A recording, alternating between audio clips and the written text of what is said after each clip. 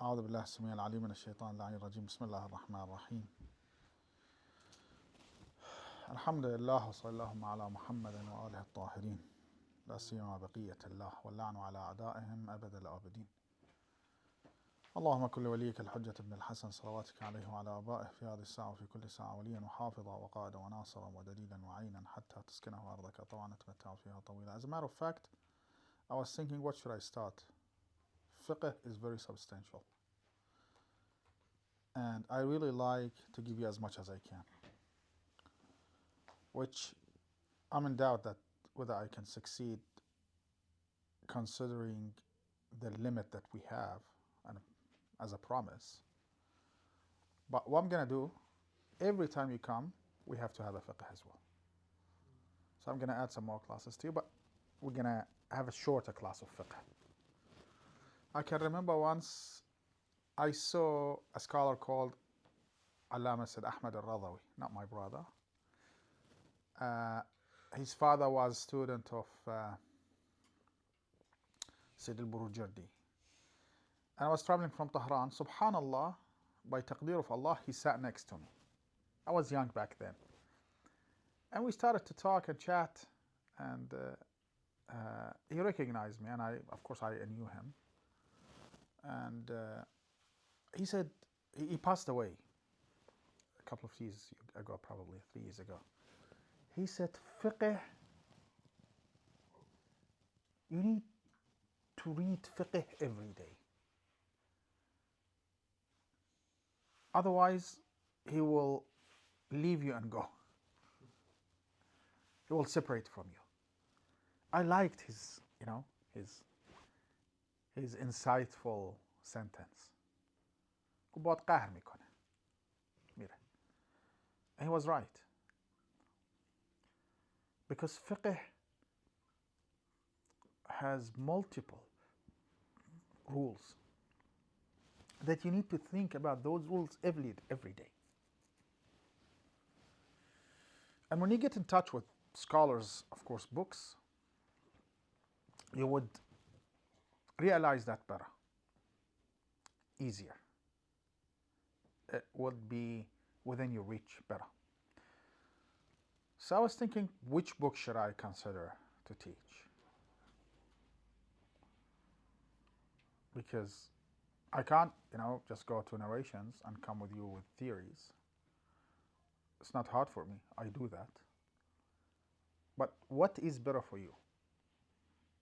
So my class here in fiqh is different to my classes in Mashhad. Because you are different. You have studied university, they've studied Hawza, so different, mentality.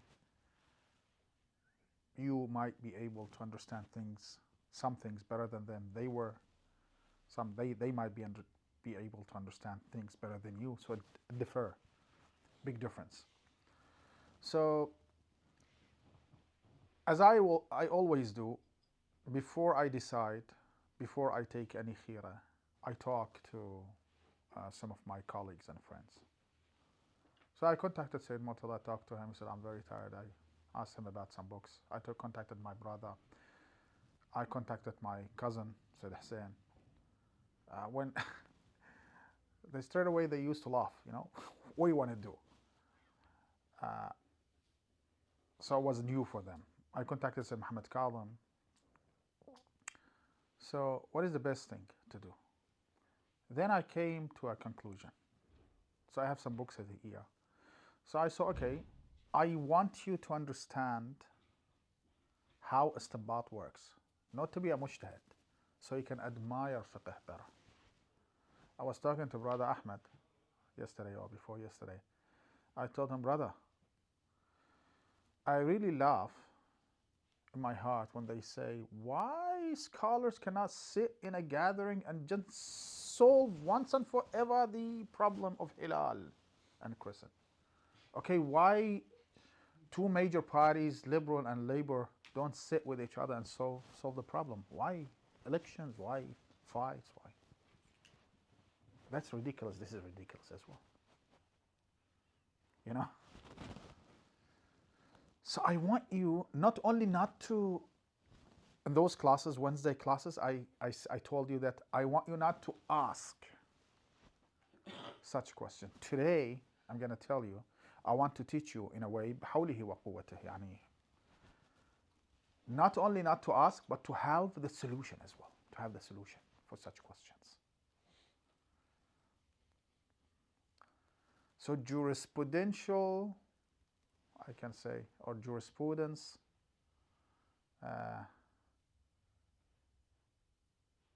cognitive development. I want you to get matured fiqh-wise. Thus, I'm going to bring you the nectar of fiqh, of Shia. So it won't be easy, but it won't be the highest level as well. It probably sometimes not going to be that contemporary, because it's very, important. For instance, قاعدة الإمكان. They use that in women's menstruations. What does قاعدة الإمكان mean? Possibility.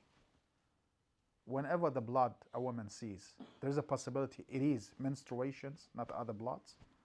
Scholars say then it's menstruation. Why? Why is very important? Because a normal woman would bleed occasionally. Thus, it's not istihala, it's hayd. Only a woman who is sick, has sick body, would have irregular bleeding that you cannot categorize as hayd and menstruation. This is qaida. If somebody understands that, he can understand things very well. Or for instance, a question just a few days ago, somebody asked me, okay, if somebody misses his ghusl or his wudu, let's say his ghusl for such a long time, what should he do? He didn't know about it. They didn't know anything about ghusl. For his fasting, we can solve the problem, but not for his prayers. Why? Because tahara for fasting is shartun ilmiyun. If you know that you're not tahar, you have to do the ghusl. But for salat, it's shartun haqiqiyun. It's real condition. You're not a sinful person if there is something, a patch on your body that you don't know. You miss your salat, you have to repeat them. But Allah won't write that, you're a sinful person, you didn't pray. But you have to repeat them. But for fasting, you don't need to repeat them. So if you understand and differentiate between shartun ilmi or shartun haqiqi, you would understand too many things. Too many things. So this is exactly what I'm trying to do. So where should we start with? I was thinking to start with Sawm. If you were in Mashhad, I would start with such topics. But because you are here, I'm going to start with mu'amalat and trading. Why? Because you know that better. You're either a businessman or I don't know. اقتصاد المشهد عمي. يا اقتصاد. That's what I mean. They would understand ibadat better, but you would understand trading and things like that better. Because you live in the West. You are closer to rationality. And with mu'amalat and trading, our jurisprudence somehow is tied to rationality. So I'm not going to start with trading officially. I'm going to start with something called al-makasib al-muharrama. Muharrama, which means the forbidden trading. But the good thing about that, usually scholars don't talk only about forbidding or haram trading, but also talk about muharramat. Thus we have too many narrations, too many verses here. So for instance, shatranj, chess. They talk about shatranj here as well. Trading. Oh, trading. Yeah. Okay? So they talk about muharramat in general. For instance, singing, dancing. I don't know. What else? Selling alcohol. Selling, trading. It's trading. But other things. So too many nice things as well. Very, I can say, common and important and vital things to know.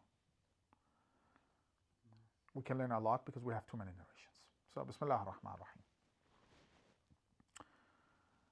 So I base my preparations, not that I'm teaching you, I base my preparation on a book called Muhaddab al-Ahkam, written by Ayatollah Sayyid al-Sabzawari. It's 30 volumes, so it's substantial. I'm not going to teach it, I'm not going to read it for you, but I'm going to read it for myself and give you the essence of it. What's the name of the book? مهذب الأحكام لآية الله العظمى السيد السبزواري, Sayyid Abdul A'la al-Sabzawari, who passed away I think 30 years ago. Before Sayyid Sistani he was Marju al-A'la after Sayyid al-Khoy, but he lived only for 6 months after Sayyid al-Khoy. He has too many books. One of them is Muhaddab al-Ahkam. It's concise, nice, easy to understand, and it's very fiqh urfi. And I think that's its advantage and disadvantage at the same point. So he starts with that trading is mustahab. Whoever avoids trading, he would lose his intellect. من ترك التجارة قل عقله أو ذهب عقله. And then he talks about how mustahab is to trade. And the first thing, that's what I liked about this book, he started to prioritize what should we do and how should we make money. The first thing, trading, tijara, commerce. Then planting. Then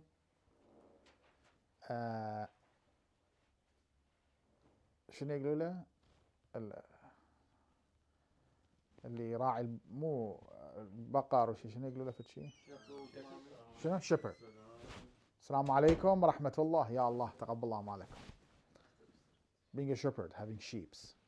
Then cows. The last thing, camels. Camels is makruh as a matter of fact. أما علمت أنها كثيرة العلل. It's really hard to deal with camels. And then it comes what? Being a doctor, I don't know, a politician. So first thing is trading, tijara. Any types of a trade. Whether import, export, any types of a trade. Because in a trading, you're going to make the real business. So when I was reading the narrations and sayings of fuqaha such as him, what came to my mind, Islam wants to create a clean economy. What is clean economy? It is the economy that moves. How you can make the economy moves? When everyone can trade. And thus they say trade, bring. You're going to do something that I can't do. I can be your employer and you can be mine, but this is not business. You might run a business, I might work for you. That's something else. I have to own a business. Everyone has to own a business. This is the best thing to do, to make money. And then in our narrations we have al-ijmalu bil-talab. Subhanallah. Don't have 4 or 5 types of businesses. Don't kill yourself for your money. And Ahlul Bayt say that whatever should reach you, it would. Don't kill yourself. And I've seen people doing too many multiple jobs, they die. Because the body cannot tolerate all of that efforts. So is it makruh? Makruh, yes, it's makruh. No. Al-hirs, al-ijmal bil-talab mustahab. But al-ijmal bil-talab mustahab because your rizq will come. Listen, I always tell my brother, I'd like to do one thing a day properly. And instead of going to visit 4 ulama per day, I'd like to go and visit a scholar and sit to him there for 2 hours and learn of him. It's better than, he's not a mayyit, you just put your hand on him and recite a Fatiha. You want to learn of him. So why you go for 4 people? Just putting effort without getting any information. I'd like to do it properly. So if you have al-ijmalu bil-talab, so what I mean, so it's mustahab and you can gain more. No, I think once somebody told me that to live in this dunya, to be able to live and cope with this dunya, you need to have more than a job to live. No, I don't need. If I can't succeed with this, I would change. No problem. Why 3, 4, 5? And it's a problem. Then when you want to calculate your khumus, it's a problem. He has sheep, lands, businesses, I don't know, cryptocurrencies, money exchange, landlord. How many things you need? How long you want to live? Do a couple of things and that's it. Have some rest. Be with your family. And then suddenly you notice that you lost your kids. And now I'm going to cancel everything. Just I'm going to take care of my kids. It's too late, brother. You can't do anything about it. Give them some time. صحيح ولا لا؟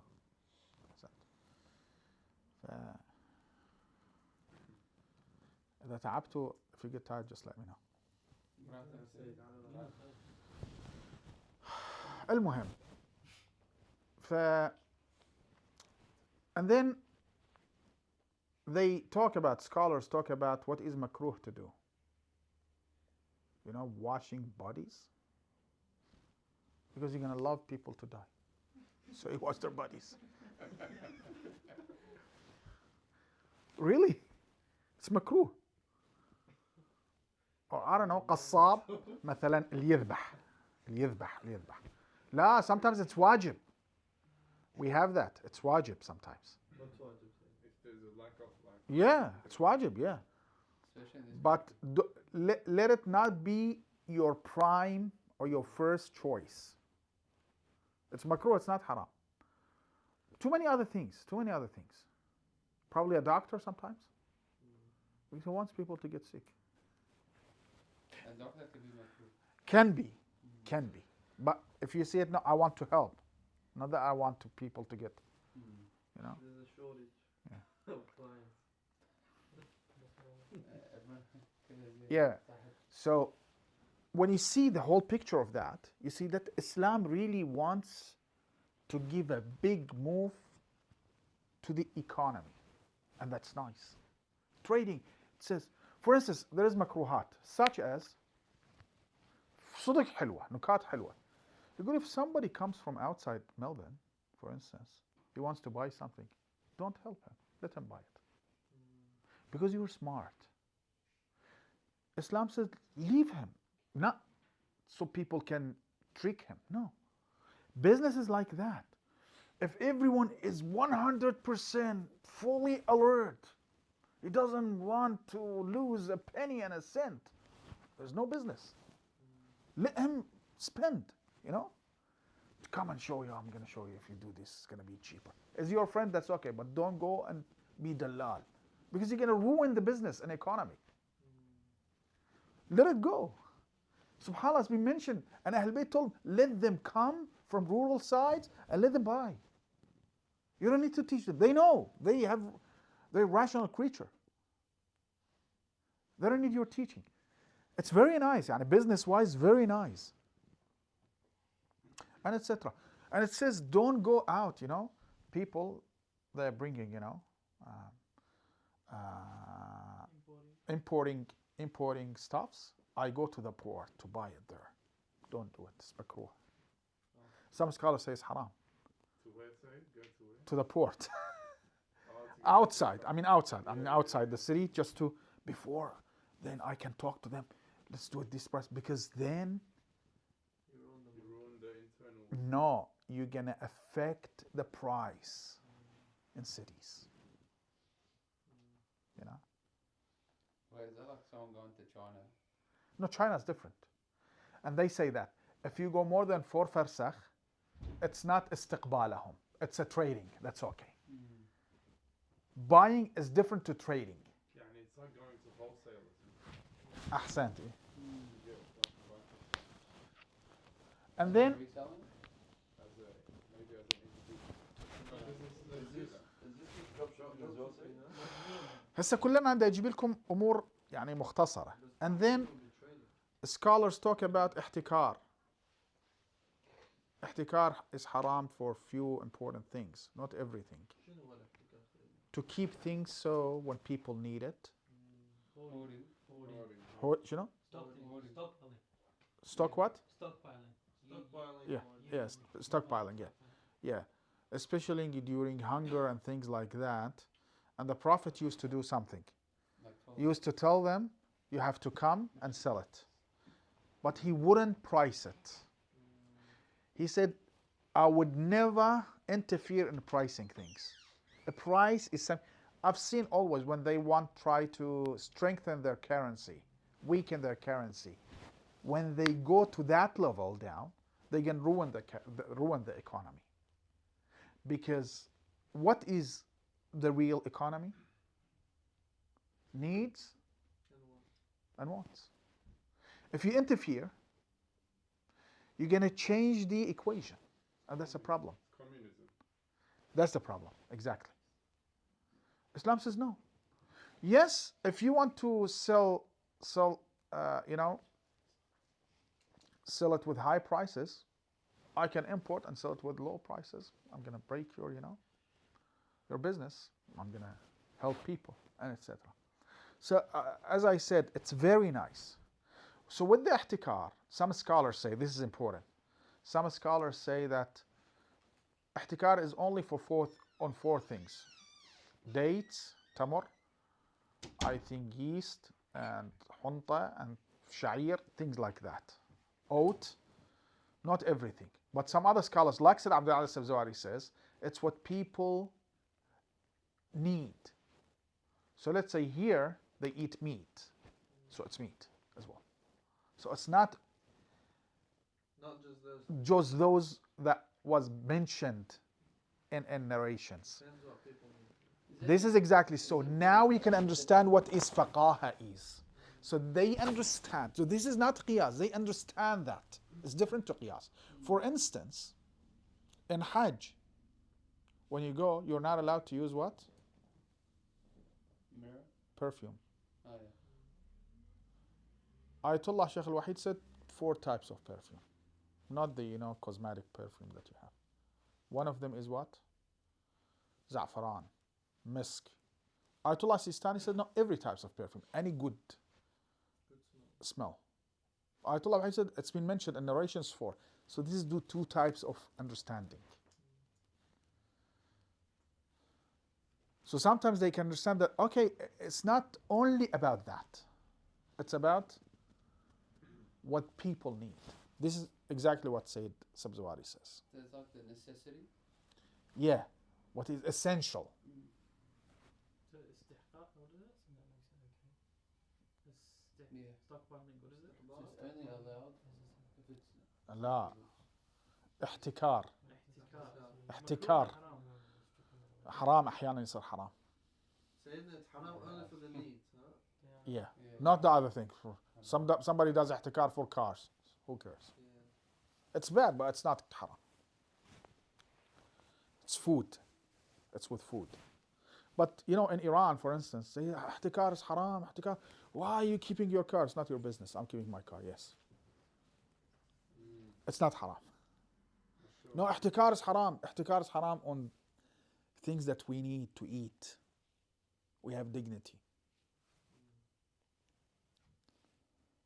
Not everything. وصلى اللهم على محمد وعلى الطيبين الطاهرين.